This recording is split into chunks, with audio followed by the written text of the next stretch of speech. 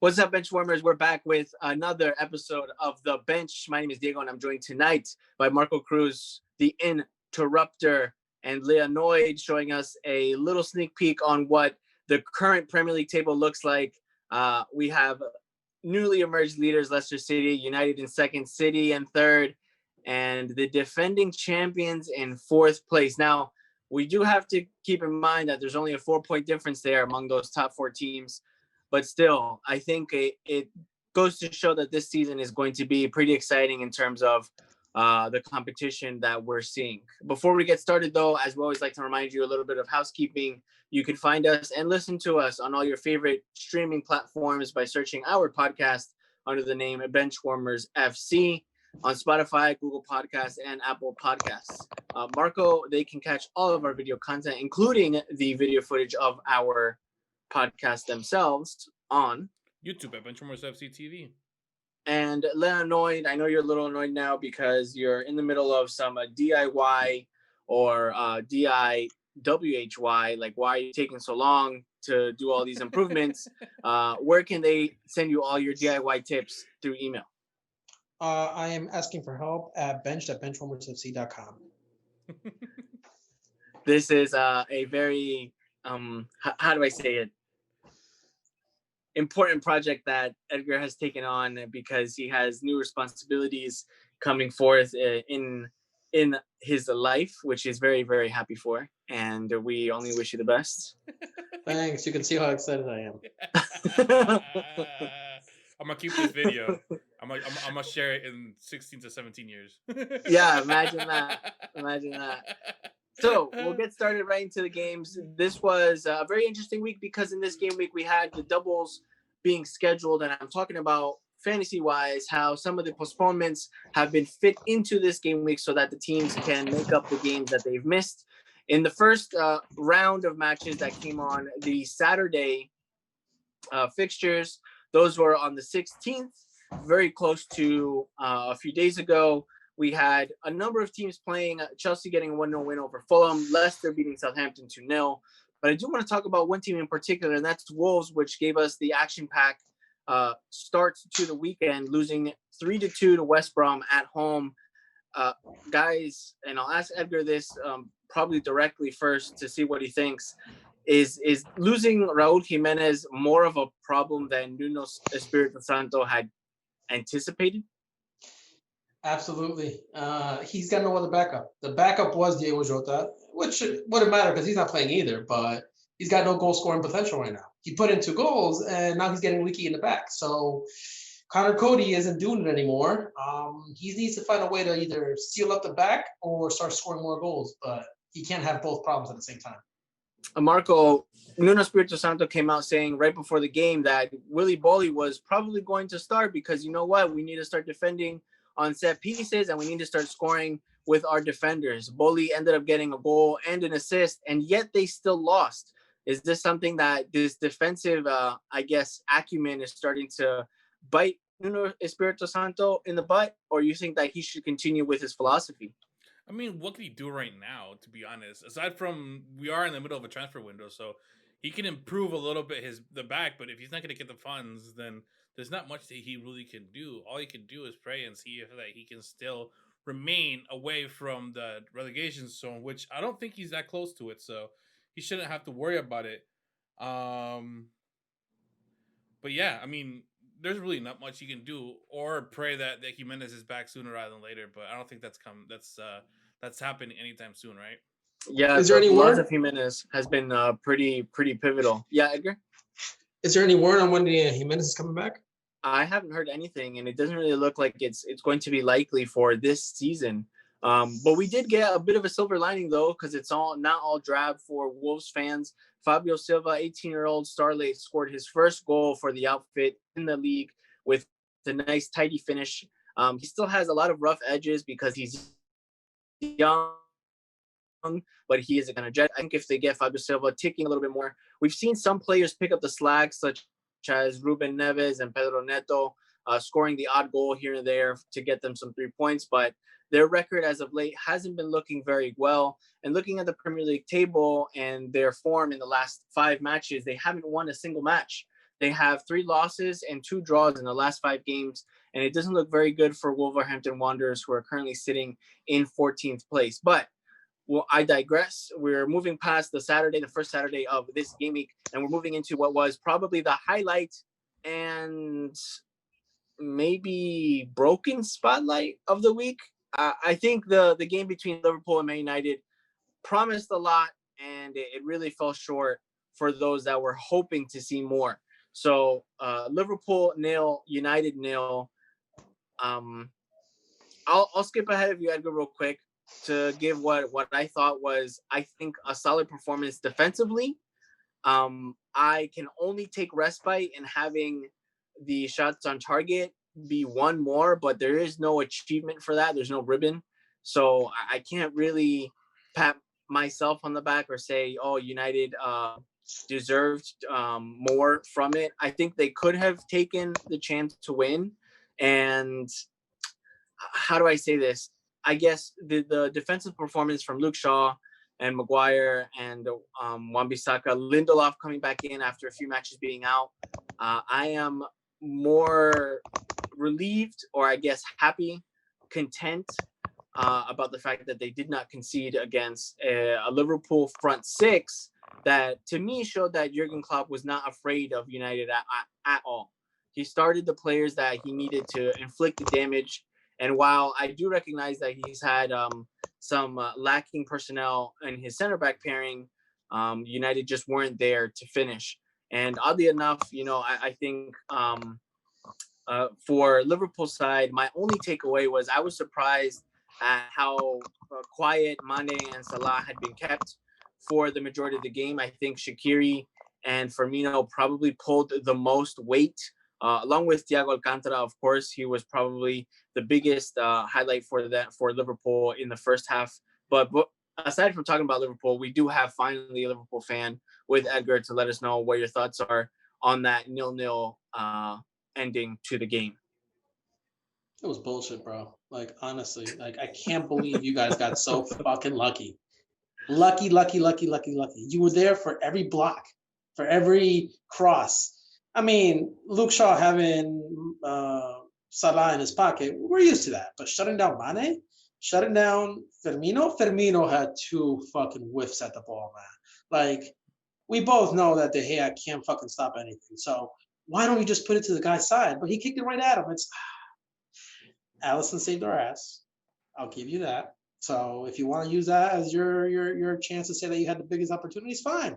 Absolutely fine. But we were affected by Manchester United. We were a little scared. We did not have Robertson and TAA bumming up the sides. If you saw TAA go up, you saw Robertson staying back. There was no that deep line cross. I'm upset that we don't shoot from outside the box. Shaqiri tried to have a few outside the box shots, but it wasn't enough. The one shot that Thiago had from outside the box, it was pretty simple for the head to stop. But you could see that he didn't catch it. He had to push it over. We've done a couple more of those. Who knows? We score. So it's just, dude, there was one point where Robertson crosses the ball into probably a 50-yard ball, right? So he was at the midfield line, crossing it into Shaqiri. It gets headed out by Maguire. You see Shaqiri go like this. Oh, I'm opening the field. I'm making a run to open the field. Don't center it to me. I'm never going to get it. Come on, look at me. Like, Shaqiri was laughing, like, why are you centering it? And the reason was because Robertson was not getting behind Bissaka, and Trent wasn't getting behind Luke Shaw.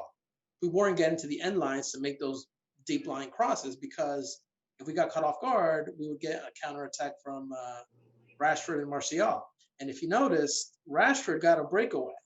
And it was a hell of a defensive effort by TAA on 2 occasions. On one, it was TAA. On the other one, it was Henderson and Fabinho just shutting down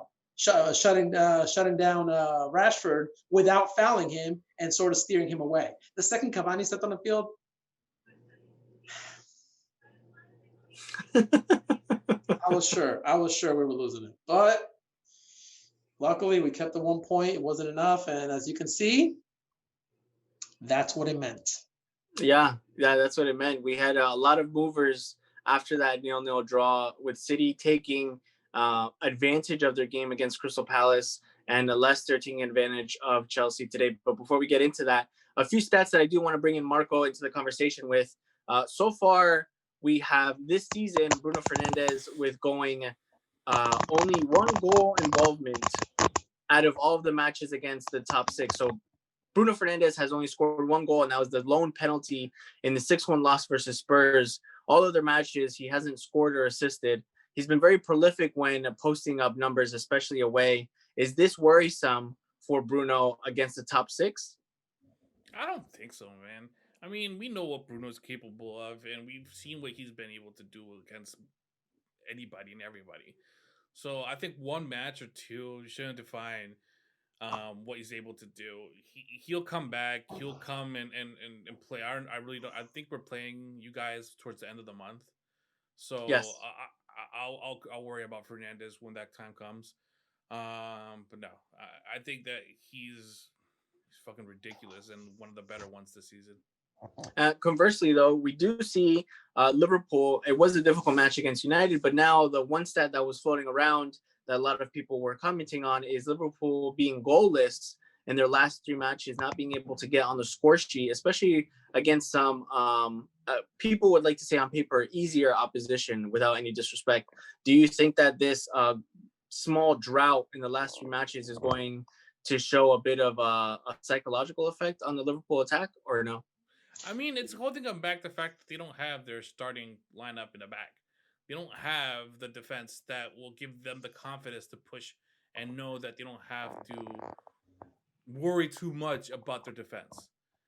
Seeing Hendo, at least this past game, seeing Hendo and Fabinho back there are a big deal. I mean, they're both midfielders, and what their job is to help out in the attack. And in this case, I mean, there's not much they can do. I think once that's resolved, and I think Nico said it, if you guys bring somebody in that will help you guys out, that goalless problem will definitely walk away. So No, but he's the got a January point. transfer window, really quick, the January transfer window is going to shut in about 2 weeks. And I wanted to pull you in with this one quote, Edgar, just to get your opinion on this. Danny Higginbotham had mentioned in the post-match where he said, this might sound a bit cynical or controversial, but he feels that the loss of having a presence like Van Dijk in the back is actually the problem that is contributing to their goal drought. Do you think that the Liverpool defense is that important to the Liverpool attack that it's being hindered? Absolutely. It goes back to what Marco was just saying right now. The reason that we had such a poor performance, not in the previous game before this, not against Aston Villa, I think it was Newcastle, was that Henderson was not playing in the midfield. Well, why is Henderson not playing in the midfield? Is because he has to drop in the back. Why isn't Fabinho holding down the six in the midfield? It's because Fabinho has to play in the back.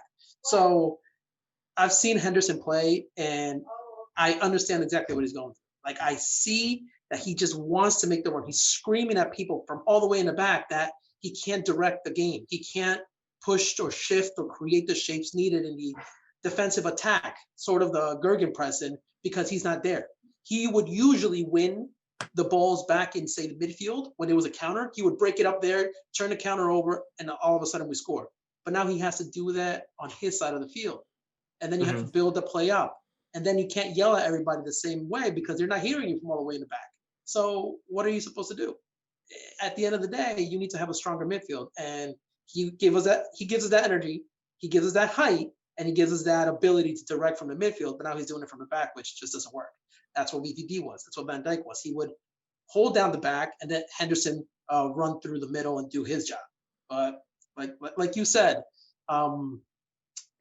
we need a center. We need a center back, but we're not just going to buy Virgil van Dijk. So let's not even get our hopes up about that. The real thing is the front three have to score. That's what it comes down to. Right. So right now, the January transfer window, there are very few rumors, actually, at least from what I've seen and read. I haven't seen a lot of action happening. There's been more action for other teams, I guess, making moves, especially for free agents during this transfer window, because the plans and the financial planning, so to speak, for purchasing players after clubs have been affected, especially through COVID and the loss of revenue. It's been very much a hindrance on recruiting new faces. Some other matches that happened that same day, though, and I mentioned them already. Man City beating Crystal Palace 4-0 very comfortably. John Stones scoring 2 goals in that match. And he had spent, I think it was over 1,100 minutes for his second goal of the season. And then he only scored the third one 42 minutes afterwards. So it was a great day for John Stones. Man City were top of the table during that day after the matches had finalized. Spurs beating Sheffield United 3-1 in a very convincing win for Mourinho's men. Tanguy Ndombele scoring a pretty fantastic goal with an outside of the boot finish. Did he mean it? Did he mean it? Some people were saying, did he mean it or not? I want to know. I was just going to ask you guys, like, a poll between us three here. Did Ndombele mean that? Or no? So. You don't think so? I think he did. I think in a very odd way, there's no reason for Ndombele to swing his foot out like that if he's not. There is. You chip it back towards a 6. You have an oncoming runner and you heads it in, right? But is he really looking to hit it bottom right? Like, he's just looking to put it back in the box. That's it. It's either going to be a goal kick or a goal, or the ball in the goalie's hands. Like, come on, you're giving him too much credit. Hey, I mean, this is the guy that Mourinho didn't even want. Out. It worked out, but doesn't mean he means it. Shit, I'll give it right now but... we do have Spurs sitting in 5th place. They had a bit of a drop. Mourinho had been getting a lot of stick for what was going on in the Spurs camp after failing to score in a few matches, taking some results where they had last-minute draws instead of going for the win and killing the game, so to speak. They're sitting right now on 33 points in 5th place, and they're just below Liverpool on 1 point. Spurs and City, I would say, and the question to you, Marco, do you believe City right now in the position that they're in? You see that matches played column. They have 2 matches less than the leaders Leicester right now. Is Man City just keeping it quiet, keeping their heads down, and they're going to show up? I mean, are they keeping it quiet though? I mean, they had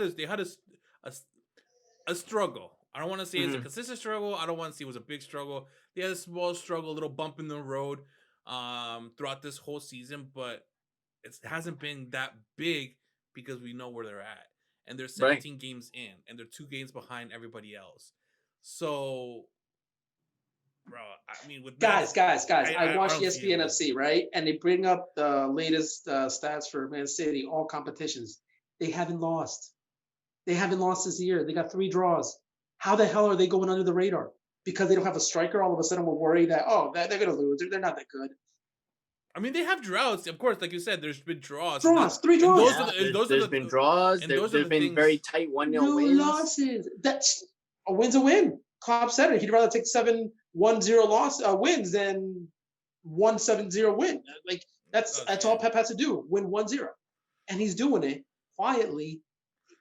Under the radar, bro. They're favorites. We're gonna see the competition pick up once everybody has actually gone and played those extra games that they're still missing. And then we'll actually have like a better understanding of what's gonna happen, because that's when you're gonna see, okay, every point that we lose, shit can hit the fan. And right now, Man City, they're like, well, we're 3rd place. We got 2 games. What games do they need to make up? Do you know, Diego? Yes, they have to play. Well, one of them is coming up next week. Well, and tomorrow. Sorry, one of them is coming up tomorrow. We're recording this on Tuesday. When it's coming up against Aston Villa, that's one of the matches that they have to make up. And then there's also the match, if I'm not mistaken, against Everton that was postponed last minute. So they're both very iffy matches. I mean, I can see them maybe coming away with a draw against Villa just because they happen to be kind of annoying. But they just came out of a COVID pandemic. They're out of form. That's true. We do have to keep that in mind. True, that COVID affecting the squad is a big factor. That's a big factor. You're right. But we'll see. You know, they have to play Villa, they have to play Everton, and then they catch up with the rest of the group. Even if they walk away with tie on both games, that's 2 points. That's 1 point behind Leicester City was in 1st place, 2 points behind It's equal to Man United. You're going to assume they're going to win one. They're going to win one game. I mean, look, I'm going with the worst case scenario, which is a tie on both ends. Bro, that's still, they're still in it. Leicester City has been up and down. We've seen it towards the end of the season. Towards the end of the year. In December, we saw Leicester City fucking lose consistently. What, 2-3 games, I think, or tie one. Yeah, they were struggling shit like that. So I mean, all these teams, all of them have consistently been struggling or have had a bad run for a week or two, and that's only allowed Man City to slowly creep up. So that's a good segue. Even if they do tie 2 games, bro, everybody else has been losing. So that's a great segue, talking about having a poor run of form for just a few weeks, because everybody was getting their jokes in, putting in their licks for Arsenal trying to survive a relegation battle, and they've now climbed in.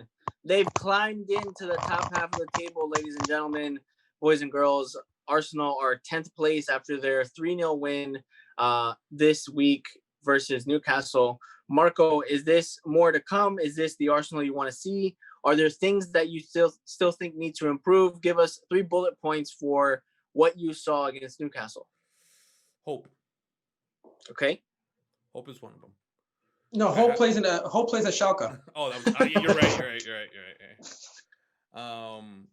Hope is one of them, man. The fact that we're able to do this the day after Ozil leaves, because again, Ozil was a big player for us, and people don't want to give him credit as much as because the way that he's walking away, but still, it would have been nice to be there. But I mean, we had 7 games straight to losing. And then at the end of the year, we're like, fuck no, we can't do this anymore. We made Arteta finally made some switches. We win 3 to end the year. We come back, we go, we're what, 2 wins and a draw this year alone. So we're doing good. And so that only is letting us know that there's a lot of hope in this team. Now, is there changes that what I prefer them to not have done or used, or players that I would have preferred not to use? Yes. I still don't trust David Luiz. I understand why they put him in there. I just, with him, you just never know. Yo, Obama Mama scored, bro. 2. I mean, is that a beginning of something? I hope so. But at the same time, I've seen, like, we made fun of it last recording, Lacazette. 3 goals in 3 games and then draw for 7 games. So yeah, right now, this season, anything can happen. Lacazette tried. He tried this past game. He had opportunity after opportunity, and it hit the post, it went out, or the goalkeeper stopped it. So all I can say is there's hope. How about this? Saka and Smith Rowe, undroppable right now? Undroppable. Don't touch him. Fuck William. Fuck Pepe. Fuck everybody else that wants to come into those positions. Do not touch them. If you're going to touch somebody, play around with the left wing and the striker. Put Aubameyang as a striker. Once Martinelli feels comfortable enough, throw him in the left wing. But don't touch what's working. Saka is a beast on the right. Smith Rowe, man, what a kid. They've both been showing up for Arsenal, and to Arsenal fans' content. I've been, just fantasy-wise, I've been having my eye on Saka, and he's been performing very well over the last 5 matches. And Smith Rowe is definitely coming into himself, holding in, I guess, his position and providing what Arsenal need, which is assists, providing those chances for the main man to actually finish. And not only that, being able to have Partey back in a full squad, play almost 90 minutes, it's phenomenal. The first goal came off of him. Yeah. It was 1 through ball for the back. So, right. I mean, again, hope. And we're going to end this episode much to the dismay of our Blues fans and our Blues listeners, if there are any. Leicester City beating Chelsea 2-0 today, this afternoon. Chelsea now, despite spending $200 million, sit 3 points behind West Ham in 8th place. We see another, to me, without being too harsh, we see another disaster class for the new faces that Chelsea brought in: Havertz, Werner, Ziyech. A lot of comments online talking about Ziyech's work rate and his effort that he was not showing in this match particularly. Leicester City looked very comfortable taking this 2-0 win defensively. I know Timo Werner had a goal ruled out for offside, and they had a few opportunities that they could have probably put away, but they just were not clinical. Pulisic also not firing on any cylinders. I think I remember seeing an injury report that Giroud is also going to be out now with an injury for quite a few weeks. So, guys, what is going on with Chelsea? The post of the day was the bookies have just updated their manager sacking odds and put Lampard's name at the top of the list for the next manager to get sacked. Do you think it's curtains for Lampard, or should he be afforded more time? What do you think, Edgar? Rebecca Lowe said that last night she was at dinner listening to the radio and heard the Chelsea reporter for The Athletic say if Frank Lampard lost his game, Frank's getting fired. So I'm trying to put some money down and make some money off of Lampard's ass. All right. So that being said, damn straight Frank better get fired. Shit, I need to finish painting this room, and I need some money for paint. Marco, what do you think? Should Lampard get the boot? As of today, no. But you're just saying that because you want him to get even worse so that Arsenal can go up. Well, yes, of course. Yeah, that will all be my answer is no, so that he can just keep on fucking up and then just bring Chelsea down further down the tables. But no, honestly, God, no. I don't think he's gonna be sacked, at least for this game. But that doesn't mean that he won't be sacked. I've said it in the past. He's gonna end the season and then leave. I'm starting to see the gray and start to maybe possibly follow in the same footsteps if you guys been saying, and he will be fired. I just think that these two next games are crucial for him. He has Wolves and he has Burnley. Yes. One is 15 and the other one's 16 placed. Technically, there should be easy games. It's going to say a lot. If he doesn't win both of them, because after that, I think they have Spurs. So these two games are going to be crucial for him to see, for us to know if he's going to stay or he's going to be sacked. And nice, I will wait until those two games happen, and then I'll say if he will or not. But as of right now, I'm sure that he'll stay. Well, here's the thing, and I'm going to nitpick one thing that you said, a very important detail. 15th and 16th place with their loss today to Leicester City. If I'm not mistaken, I don't believe Chelsea have been able to beat a single team in the top half of the table. So if they play a match and their opponent is within the top 10, they have not been able to win. For a team that just reinforced themselves with so much money, I think that's awful. I think that's really bad, especially having spent that much, to not be able to be even the 9th, 8th, or 7th place team currently in the league for a club as big as Chelsea. So you're about to add something to that, Edgar, too. It's cursed money. That's the problem. They got money for Eden Hazard. Have you seen Eden Hazard play lately? He's been trash, absolute trash. So that money was cursed. All the players bought with that money, cursed. All them shit. Sell them on, maybe you'll get some money back and they'll go play good somewhere else. But that's that juju right there, bro. Look, like, as dumb as it sounds, I kind of agree with Edgar. As long as this shit with Real Madrid, bro. Honestly, and then when they break, people would, bro, has he done anything? Nothing. This is now his 11th game continuously with a blank and no goal scored. I mean, they'll definitely like to throw money out the window. I mean, bro, just tell me where you're gonna throw it so I can go pick it up. Well, the conundrum right now is, do you look bad and sack him now, or do you stick with him and risk looking worse if the situation doesn't improve? Because I don't want to be too much of a devil's advocate, because we can't rule out that maybe Lampard can fix the ship. But quoting someone else in the post-match after the game today, Robbie Earl was mentioning, this is someone that only had 2.5 seasons of managerial experience, and then they threw him to take care of Chelsea. And literally 1.5 of those seasons of experience have been at the current club that he's in. And he talked about how Brendan Rodgers, when Earl was still playing, was coaching the youth levels, and that was 20 years ago. So he has 20 years of managing footballers under his belt versus Lampard, which honestly, and what I'm getting to is, without any insult to him, I think it's just proving to be a job he's way in over his head. There's a possibility that is true. Now, answer me this: are there any rumors that he has had issues with players in the locker room? None. I don't know. I'm aware. I don't. Right? I don't think I've ever read anything like that. The reason why I bring it up is Mourinho was hated in his last year at Chelsea, and his team purposely lost games, and we know this. It's a year that Leicester City won.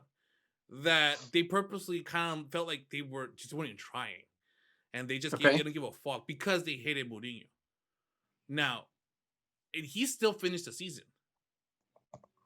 If there's no reports on him being hated in the locker room, but he's not producing, I still see him finishing the season and then say, all right, thank you very much. I appreciate everything you've done, but we wasted too much money and time on you, and go find somewhere else, some other team. All right, so that's gonna be the money question for this podcast. Marco putting in his vote for Lampard finishing the season. I'm gonna go ahead. I'm gonna say that he doesn't. I think he's gonna be sacked before May. Edgar, what's your vote? Done. New coach against Wolves. New coach against Wolves. That's bold. Wow. That's next game, I think. The biggest rumor that I did read, and this was last week, after that game week had finished, and there were mentions of Avram Grant coming back into the director of football side, or one position in the within the club. And then the last time he did that was when he took over after Mourinho was sacked, and they placed him as kind of like interim manager because he already had experience at the club. Avram Grant is back at Chelsea right now. He's been hired, and that really fueled the conspiracy theories, I guess, that Lampard is soon to see the axe. But that's enough about Chelsea, enough about Lampard. I don't want Blues. You want to hear a conspiracy theory? You want to hear a conspiracy theory? Oh, here he comes. Okay. All right. The EPL purposely told the ref to cut the time off the 5 seconds before the 4-minute play that the Liverpool had, but Mane was going to score the game-opening goal. There you go. Conspiracy theory number 1. There you go.